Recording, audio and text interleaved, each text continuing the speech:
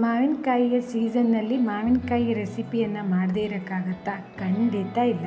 ಈ ದಿನ ರುಚಿಕರವಾದಂತಹ ಮಾವಿನಕಾಯಿಯ ಗೊಜ್ಜು ಇಲ್ಲ ಅಪ್ಪೆ ಹುಳಿ ಏನಾದರೂ ಅನ್ಬೋದು. ಇದನ್ನು ತುಂಬಾ ರುಚಿಯಾಗಿರುತ್ತೆ. ಊಟ ಬೇಡ ಅನ್ನೋರು ಕೂಡ 2 ತುತ್ತು ಊಟವನ್ನು ಹೆಚ್ಚಾಗಿಯೇ ಮಾಡಿರ್ತಾರೆ. ಉಪ್ಪು ಹುಳಿ ಖಾರ ಸಿಹಿಯನ್ನು ಹಾಕಿ ಖಾರ ಸ್ವಲ್ಪ ಹೆಚ್ಚಾಗಿ ಮುಂದಾಗಿದ್ದರಂತೂ ಮಾವಿನಕಾಯಿಯ ರೆಸಿಪಿಯ ಗಮ್ಮತ್ತೇ ಬೇರೆ. ಈ ದಿನ ಹೇಗೆ ಮಾಡೋದು ಅಂತ ನೋಡೋಣ. ಈ ರೆಸಿಪಿಯನ್ನು ನಾನಿಲ್ಲಿ ಒಂದು ಸಣ್ಣ ಕುಕ್ಕರ್ ಪಾತ್ರೆಗೆ ಒಂದು 5ರಿಂದ 6 ಮಾವಿನಕಾಯಿಯನ್ನು ಈ ರೀತಿ ಹೆಚ್ಚಿ ಹಾಕಿದ್ದೀನಿ. ಹಾಗೆ ಇದು ಮುಳುಗುವಷ್ಟು ನೀರು, 1 ಚಮಚ ಉಪ್ಪನ್ನು ಕೊನೆಯಲ್ಲಿ ಹಾಕ್ಕೊಳ್ಬೋದು, 1/4 ಚಮಚ ಅರಿಶಿನ, ಹಾಗೆ ಒಂದು 8ರಿಂದ 10 ಹಸಿಮೆಣಸು. ಖಾರ ಇದಕ್ಕೆ ಹೆಚ್ಚಾಗಿ ಬೇಕಾಗುತ್ತೆ. ಕುಕ್ಕರ್ ಮುಚ್ಚಳವನ್ನು ಮುಚ್ಚಿ ಒಂದು 2 ವಿಸಲ್ ಹೊಡಿಸಿದ್ರೆ ಸಾಕಾಗುತ್ತೆ. ನೋಡಿ ಎಷ್ಟು ಚೆನ್ನಾಗಿ ಬೆಂದಿದೆ ಅಂತ. ಇದು ಈ ರೀತಿ ಇದನ್ನು ಸ್ಮ್ಯಾಶ್ ಮಾಡ್ಕೊಳ್ಳಿ. ಬೇಕಿದ್ರೆ ತುಂಬ ಸಾಫ್ಟಾಗಿ ಬೆಂದಿರುತ್ತೆ ಇದು.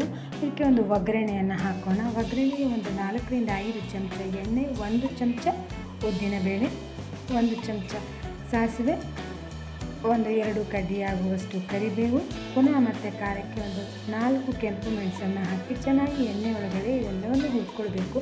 ಹಾಗೆ ಜಜ್ಜಿರುವಂಥ ಒಂದು 15 ಬೆಳ್ಳುಳ್ಳಿ ಹೆಸರನ್ನು ಹಾಕಿ ಅದನ್ನು ಕೂಡ ಎಣ್ಣೆ ಒಳಗಡೆ ಹುರಿದು ಆದಮೇಲೆ ಇಲ್ಲಿ ಮುಂಚೆನೇ ಬೇಯಿಸಿ ಇಟ್ಟಿರುವಂಥ ಮಾವಿನಕಾಯಿಯ ರಸವನ್ನು ಕೂಡ ಒಗ್ಗರಣೆಯೊಟ್ಟಿಗೆ ಸೇರಿಸಿ, ಹಾಗೆ ಮೇಲ್ಗಡೆಯಿಂದ 1 ಚಮಚ ಉಪ್ಪು, ಒಂದು 1/4 ಕಪ್ ಆಗುವಷ್ಟು ಬೆಲ್ಲವನ್ನು ಹಾಕಿದ್ದೇನೆ. ಇದಕ್ಕೆ ಬೆಲ್ಲವನ್ನು ಹಾಕಿ ರುಚಿಯಾಗಿರುತ್ತೆ.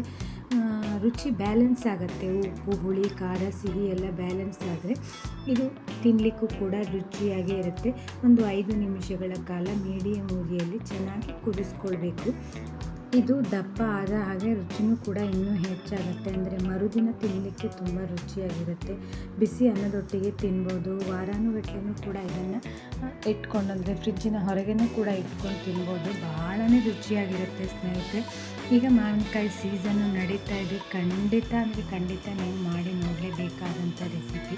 ಎಲ್ಲರಿಗೂ ಇಷ್ಟ ಆಗುತ್ತೆ. ಊಟ ಮಾಡದೇ ಇದ್ದವರು ಕೂಡ ಇದನ್ನು ಹಾಕ್ಕೊಂಡು ಊಟ ಮಾಡ್ತಾರೆ. ಅಷ್ಟೊಂದು ರುಚಿಯಾಗಿರುತ್ತೆ. ಒಮ್ಮೆ ಟ್ರೈ ಮಾಡಿ ನೋಡಿ.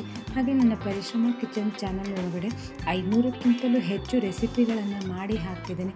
ನೀವು ಒಮ್ಮೆ ಹೋಗಿ ನೋಡಿ. ನಿಮಗೆ ಯಾವುದಾದ್ರೂ ಒಂದು ಇಷ್ಟ ಆಗ್ಬೋದು. ಇಷ್ಟ ಆದರೆ ಟ್ರೈ ಮಾಡಿ. ವಿಡಿಯೋ ನೋಡಿದ್ದಕ್ಕಾಗಿ ಧನ್ಯವಾದಗಳು.